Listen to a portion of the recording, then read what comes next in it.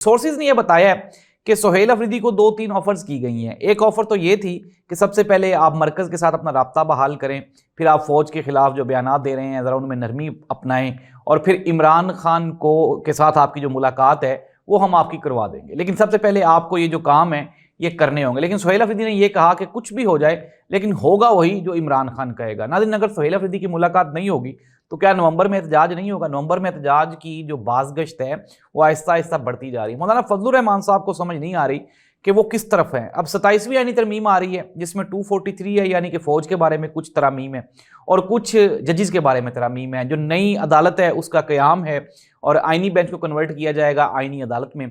अब इन चीज़ों को लेकर मौलाना फजलुर रहमान साहब शेशो पंज में मुतला है। वो कहते हैं 26वीं आइनी तरमीम जब हुई तो हमें इन चीज़ों से हम प्रॉमिस किया गया था हुकूमत की जानिब से कि ये चीज़ें नहीं होंगी, लेकिन अब वही चीज़ें जो 26वीं आइनी तरमीम में नहीं हो सकी वो अब 27वीं में करवाई जा रही है। पाकिस्तान तहरीक इंसाफ ने यह कहा, उन्होंने कहा जी मौलाना साहब को पहले भी मालूम था और अब भी मालूम है जो कुछ हो रहा है। साथ ही साथ फैसल वाडा ने कहा, उन्होंने कहा जी मौलाना फजलुर रहमान साहब के वोटों की हमें ज़रूरत ही नहीं है, हमारे नंबर पूरे हैं, लेकिन अगर हमायत करेंगे तो बेहतर होगा।